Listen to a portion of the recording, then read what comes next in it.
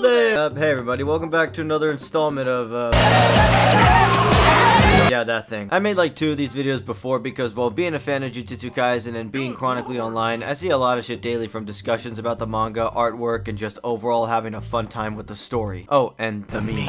Anyways, a little warning for this video, it will contain spoilers for the manga, and trust me, if you are an anime only and aren't caught up, I suggest not only leaving the video, but wiping your search history so you don't have to experience the pain that all of us manga readers felt on September 20th, 2023. Us JJK readers are in the trenches every single day. Anyways, since my last video, so much has happened with the story itself, and JJK recently has gotten so popular that everyone and their moms are starting to know what Jujutsu Kaisen is. And of course, putting its insane popularity to the side, the story has been really interesting so far. But at the same time, insanely depressing, so the Lobotomy Kaisen jokes have been some of the most mind-numbing yet. I mean, I'm gonna talk about them later because they involve spoilers, but you'll know what I mean. I mean, that's the byproduct of being a Jujutsu Kaisen fan. We just see so much sad shit that we mask it with humor. Just like Gojo. Oh, and by the way, the memes of Jujutsu Kaisen in this video do involve the manga, but with the series getting really popular, its energy matched with another battle recently in real life with 2 highly prolific artists. If you know what I'm talking about, you know what I'm talking about, but that's gonna be for the end of this video. Anyways, welcome to another Lobotomy Kaisen video where I show off some funny JJK memes from the break week and badly summarize the current chapters. But before talking about the manga, let's discuss some of the Blu-rays that have been coming out recently that have been redoing some of the episodes. So to keep this video somewhat organized, Sukuna versus Mahoraga. I needed to talk about this fight right here. I loved this fight when it first came out, but I knew it was unfinished, and it was the most difficult episode to produce at the time, so there was gonna be a lot of problems during its syndication. But I still loved it anyways. It was my #1 fight in season 2 overall, but I won't lie that after reading those tweets from the animators, I just kept wishing for more. There was a rumor beforehand that the Blu-ray will fix those issues and finish up the episode, and I didn't think it was going to happen, but it's at times like that that I love being proven wrong, because the revised Blu-ray episode is peak. So if you're not a fan of the words peak fiction, goat, raw, fire, click off of the video. This is now one of my favorite fights in all of anime, probably in all of animation. I know about all the amazing fights in all the other various animes like Mob Psycho, One Punch Man, and Demon Slayer, but this one fight that lasts for a total of 12 minutes has so many different styles, so many different action scenes, and the colors look so damn clean. Like, look at this frame. Look at this fucking beast right here. This is the scariest I've ever seen Sukuna within the anime, and I cannot stop staring at it. I've looked at this for 5 hours now. The new additions to the fight just left my jaw on the floor, from the shadow boxing match to Sukuna surplexing Mahoraga out of the plane to seeing him rip apart an entire highway. That was fucking nuts. Oh, and here we got Sukuna doing the Michael Jackson. This is my favorite fight because it's on a level of destruction that feels easier to visualize compared to the very big and planet-destroying fights that happen in anime that have like a very large scale to them. I'm not saying all anime does this, but in JJK right here, this is very easy to visualize. It's a range of destruction that seems like something that can happen in real life. Obviously, no one's gonna see some giant glowing white demon throwing chunks of an overpass, and I highly doubt they'll see a malevolent shrine. But the way this entire fight is only happening in the main Shibuya Square gives this fight more weight. It would be insane if Sukuna just nuked Japan, cause like then shit, Yuji would just kill himself. But Shibuya Square, perfect size and perfect amount of people to kill so Yuji can have that very special breakdown. Anyways, yeah, best anime fight I've ever seen, and I can't wait for the other big fights in the series. Okay, manga time. Get out, anime onlys. Alright, the manga. A lot has happened since I've last talked about it, and, Jesus, where do I start? You know what, let's just start from where I last left off. Last time I talked about the manga, we were just coming off of the moment when Yuta stepped onto the playing field after dealing with the Kenny dude, and, you know, oh my god, they fucking killed Kenny. And of course, Yuta came to fight Sukuna, and he brought out Rika, and my god, ever since this chapter, the story has not given us any time to breathe or think. It's like a new chapter comes out, boom, new power-up, boom, new reveal, boom, new power-up, boom, new reveal. It's like boom, boom, boom, boom. This arc has just been really entertaining, and not gonna lie, since Gojo's death, the story has been getting pretty interesting. And because of that, a lot more funny memes have been popping up. But to talk about those memes, I have to talk about what's been happening in the story because some of that won't make sense unless you know what's going on. There's just a lot to talk about. But anyways, let's play catch up. So Yuta comes in from the battle bus to fight Sukuna, and he basically came prepared like the Jujutsu Punisher. It's in this battle we finally see Yuta's domain expansion, where it's a domain filled with katanas where each one has its own cursed technique that Yuta stole from other sorcerers. Bro was playing his own kind of personal RPG and was collecting different types of abilities like it was weapons from fucking Elden Ring. We get that, and this is when Jujutsu Kaisen turns back into Jump Kaisen, because Yuta and Yuji just start fucking up Sukuna. It's insane here, because Rika ate Sukuna's finger to gain his cursed technique, and then we get an A+ beatdown, until it's not. Yuji grabs onto Sukuna, Megumi souls, and of course Megumi bitches out, because of course he does. I mean, he lost his fucking sister and his teacher all in like a month or so. And it's because of shit like this, Sukuna keeps getting the upper hand in this battle. Like, I swear, every single sorcerer that's going up against Sukuna right now is getting their ass handed to them. Yuta gets fucked up, but Maki comes in to stab Sukuna from behind. Kasukabe wants to go home. I mean, it all just is pandemonium. The funniest part about all of this is that the sorcerers going up against Sukuna is that he is praising every other single sorcerer who's coming across him. Yuta, Kasukabe, Maki, and even Higuruma before he killed him off. Yet no matter what type of power-up Yuji gets, he's always going to find a way to hate on him. I mean, we know why Sukuna hates Yuji, but I want to save that info for later. But yeah, Yuta, Maki, and Kasukabe all get fucked up by Sukuna, but even then, Sukuna still thought they were pretty cool to fight besides Yuji because, again, he fucking hates Yuji. But let's move on because I want to talk about the wild cards that Gege decided to pull in this recent chapter. And the first wild card that he pulled was bringing back old side characters. The first one being Miguel, who we all know was one of the coolest fighters in JJK 0, and another fighter from Geto's camp called Laure, and if you aren't familiar with that name, you definitely are familiar with his nipples. He's the one with the giant heart nipples. Weird choice, but he does help out a lot in his own ways. Also, shout out to Wee Wee for actually being useful in this final fight too, teleporting everyone back to get healed by Shoko. And also, shout out to Gege for keeping Mei Mei in the dark corner where she belongs. She just uses her crows and stays out of it. A minor. Oh, and by the way, Miguel's curse technique is dancing. So those memes of Yuta and Miguel in Africa dancing are probably canon. And also, going deeper into Miguel's curse technique, we get a flashback with him and Gojo. And Gojo talking about how because Miguel is black, it's why he's so good at Jujutsu sorcery. Gojo just casually bringing phrenology to the table. Sorry y'all, your goat is racist. Yuta, you have to understand, the Negro's skull has certain dimples in His curse technique, combined with his African male bone structure. They have an extra that makes them jump higher. Oh man, if I had my technique, but had Negroid body structure. Hey yo! Gege, what are you cooking?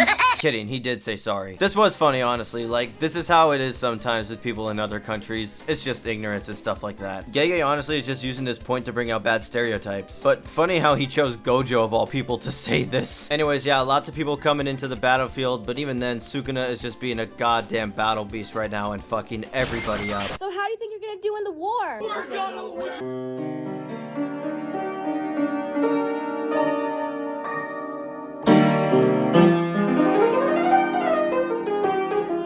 But as the fighting continues and we think Sukuna is getting the upper hand, here we have Yuji who just hits him with so many black flashes that he just enters his awakened form. Like, dude, look at those eyes. There is a demon in there and it is awake. Okay. He landed one black flash. What the fuck is going on? This actually makes no fucking sense. But even with this shit, we still got more to catch up on because Yuji's awakening is just the start of all the crazy shit that is about to unfold. So, Yuji's awakened, right? Since the beginning, he's been shown to have a lot of potential with Jujutsu sorcery. This final battle has shown just how good he is with multiple kinds of curse techniques, and while he is a quick learner, it's also thanks to Sukuna and his overwhelming curse energy being absorbed into Yuji's body at the time. It's because of that, Yuji is able to learn fast, so while he is good, he definitely had some assistance from the King of Curses, whether he likes it or not. But that's not the only reason why Yuji is just so good at Jujutsu sorcery. It's in chapter 257 where we learn why Yuji is so special when it comes to Sukuna. So it turns out that Yuji is related to Sukuna, and that's been speculated since forever, honestly, but it's not the classic twin brother situation. Sukuna basically ate his twin while in the womb, and when that happened, he gained a curse technique from his said twin, but then he found out the soul of that twin survived and was reincarnated as Jin Itadori. Yuji. So in turn, Miss Kenny did the splits and then popped Yuji out, which in turn created the perfect vessel for Sukuna. In short, Sukuna is Yuji's uncle. Happy Easter, everyone! Who is it? Ah, yeah, honey. Family matters, am I right, Drake? God, this is one fucked up family tree. Yeah, let me get 2 quick pics in the. Well, look at you, boy, looking like 1960. But my god, when this was revealed, I was honestly laughing my ass off because Sukuna hating on Yuji this hard makes so much sense now. By the way, here's a fun fact. In the very first chapter, when Yuji runs past Megumi and Megumi senses Sukuna's finger, many have thought that Megumi sensed the finger's cursed energy residue on Yuji since at the time we knew the finger was with his friend. But the residue thing wouldn't make sense since the finger was wrapped in a protective scroll so it wouldn't be known to the wandering curses around the school. So if we put a lot of these clues together, Megumi didn't sense Sukuna's finger residue, Megumi sensed Sukuna's own cursed energy off of Yuji since Sukuna and Yuji are related. This story's fucking insane, I'm telling you. When this is revealed, we see that Yuji has basically awakened his own curse technique, which is basically another version of Sukuna's dismantle or cleave. It's called Shrine, and this one has basically more modernized cuts. Yuji, stop. Your swag is too tough and your aura is too raw. So at this point, Sukuna is in fight or flight mode because he keeps getting hit with black flash after black flash like he's getting tased by the police. I'll get you, bitch. So Sukuna gets desperate, he pulls out the fire arrow, and as the nuke is going off, Chozo throws himself in front of Yuji and sacrifices himself to save his little brother. As always, Gege getting rid of the really good and well-written characters. At least he had some time to develop and show off his emotions, but the dude was one of the best characters left, and he had so much to him. Rest in peace, King. Your bloody abs almost created world peace for a little bit. But what Gege take away, he also giveth too. Yuji, all alone on the battlefield. He has nobody left. Everyone has basically disappeared. But who comes up from the smoke to save the day? The King of Claps has returned! We all thought Gege just forgot about him. I mean, he probably did, but I don't know. But this reveal has been building up, because just like with the fight with Maito, Todo comes in after everyone has been defeated to turn the tide and save the day. I'm mad though, because we almost got that Chozo and Todo interaction that everyone's been wanting. We could have had this moment replicated in the anime, and I'm so pissed off. But yeah, Todo's back, and guess what? He still has his curse technique. And to replace his lost hand, this fucking 500,000 IQ genius strapped a fucking vibra slap to his arm. And with this instrument plus a binding vow, he basically can teleport 50 times over now. So yeah, he lost his hand, but he still has his boogie woogie technique, and it's now overpowered as fuck. I mean, Goku's teleportations is still probably faster though, I believe. I don't know, I never actually finished Dragon Ball. And if you don't know what a vibra slap sounds like, well, here, listen.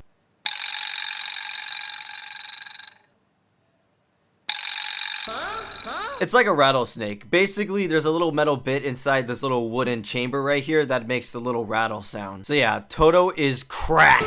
And with Todo's return and his new instrument of doom, Jump Kaisen comes back into full display. Like Maito, Sukuna is just having trouble keeping up with Todo, but it's even harder knowing the fact that Todo can switch 50 times in a second. So yeah, with that revelation, Yuji and Todo fuck up Sukuna. Yuji rips into Sukuna, grabs at his heart, and then Sukuna tries to hit him with the What?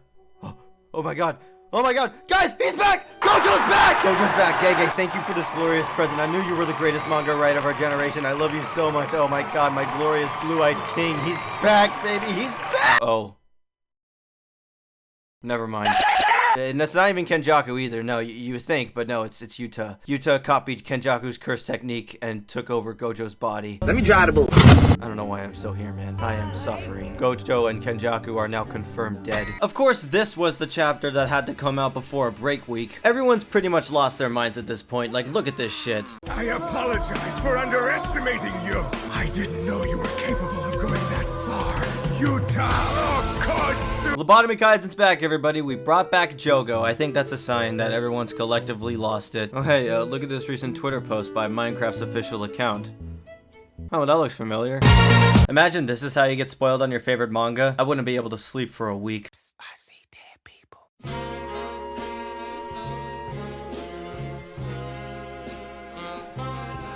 I can't get over these ones right here with Yuta piloting Gojo's body like it's a mech suit or something. And that joke has layers within itself, because Yuta's Japanese voice actor also voice acted for Shinji in Neon Genesis Evangelion, and if you know the story about that, you know about Shinji and how he pilots his, well, I won't spoil it, but if you know, you know. Mom's the word. I think my favorite edits this week have been those photos of people editing Gojo with like the Viber slap in various parts of his body.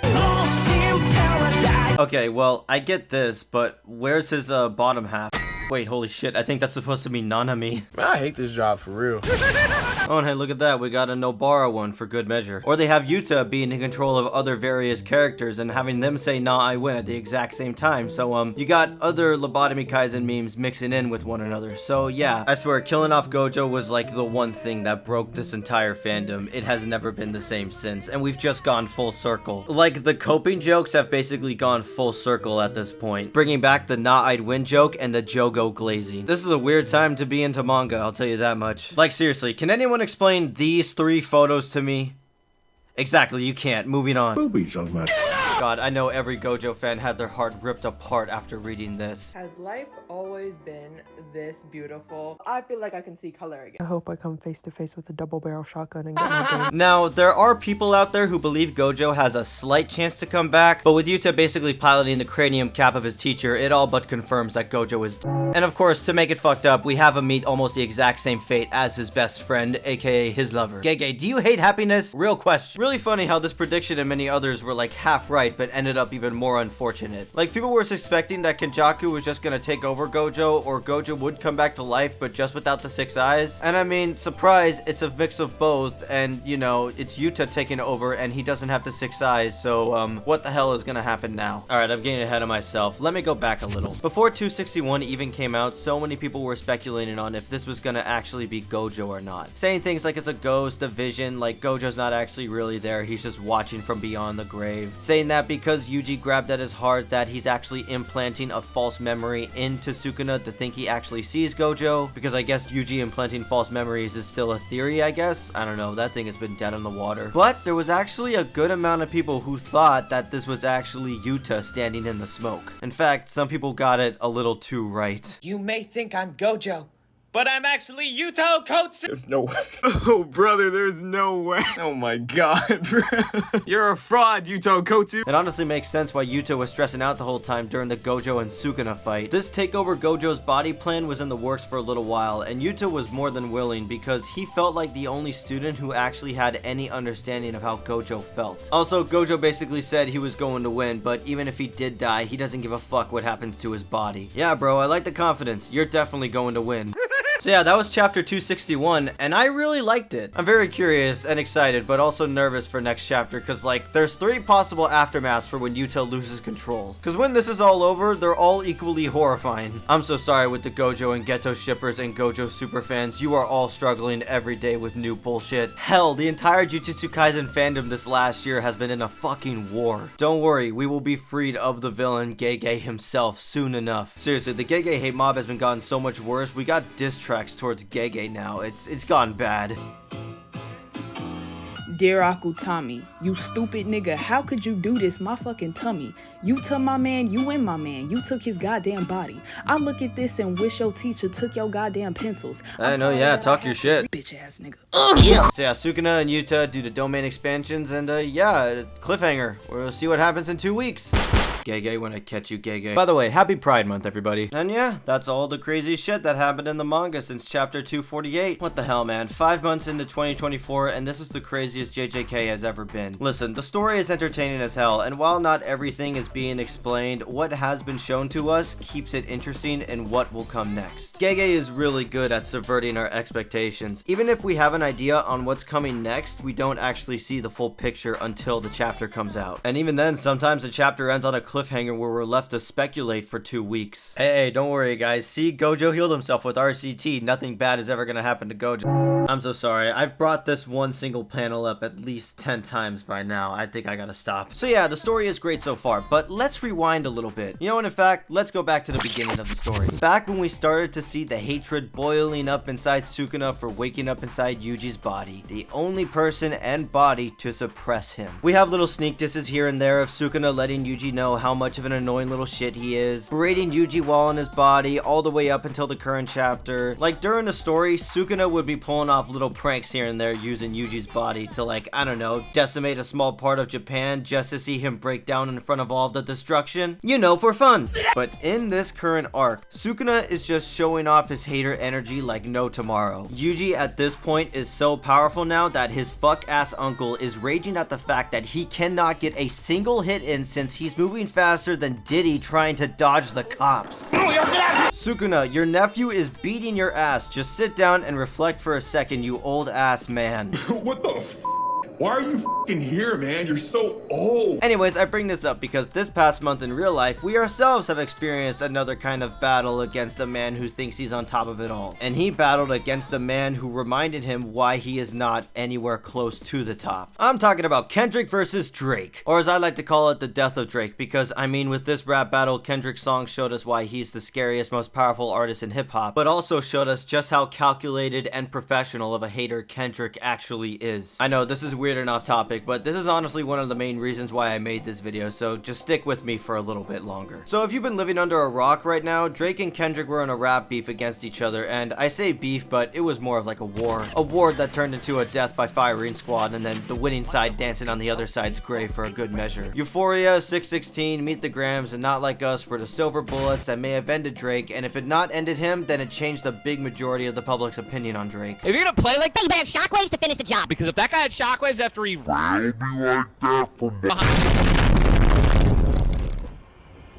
after he shot on my back, after he came from behind. And listen, I would go into everything that Kendrick said that destroyed Drake or how Drake fucked himself over, but I'm not a music channel, and if I ever tried to decipher the lyrics of just these 4 tracks, I would be going down rabbit holes that I don't think I should open. You still kiss your fans? Hold on a minute, player.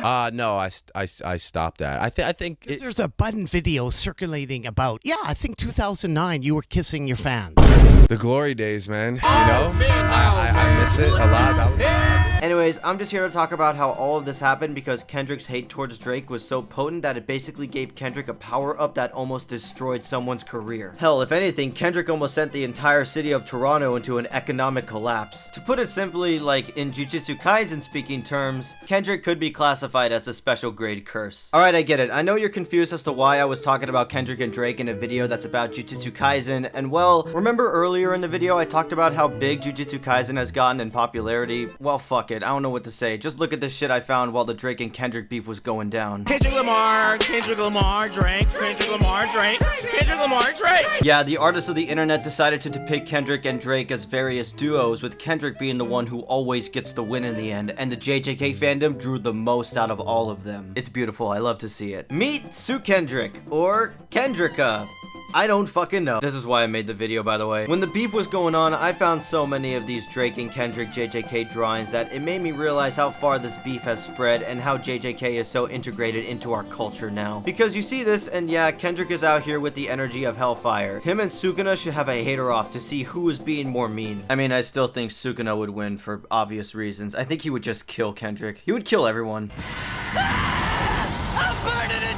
But yeah, every JJK illustration I've seen with Kendrick and Drake, Drake is always the one who is getting his ass handed to him. I love this one of Kendrick as Kenjaku and Drake as Miwa. Sorry, bruh, calling him short ain't gonna do nothing when you're the one who's probably touching kids. I say probably because I do not want Drake or OVO hiring an assassin on me.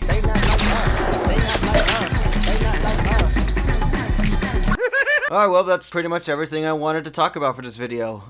This took way too long to edit, oh my god. Wow. Jujutsu Kaisen. Gege, I do not know what your original plans were for this series, but you created one of the most influential modern manga ever. It's so embedded within the cultural zeitgeist that it makes sense it's the most in-demand show of the 21st century. The jokes, the insane narrative, and how insane the fandom is, it's incredible how it's had this big of an impact. It's gonna suck when the series ends, because while waiting for a new chapter is fun, it's hilarious waiting for the break week so we can get these insane theories from people who pray to Allah every day for Gojo to come back. This guy was asking for Gojo to come back for the 27th. Alhamdulillah, Alhamdulillah. This wasn't a friend. This was me. I made this dua. Everybody said he's not coming back. Give it up. But they didn't know that it's never Gojo over when you have Allah on your side. Oh my god, Gojo is back. Oh my god, Gojo is back. Oh my god, Gojo is oh my god, Gojo is finally Good enough. Anyways, thanks for watching this dumb video that I still don't think had an actual purpose, but hey, I just wanted an excuse to talk about Jujutsu Kaisen and how funny the fandom can actually be. Can't wait for the next big reveal and for the next break week to mess with the fans. Okay everybody, I'll see you in the next video and you all have a great day.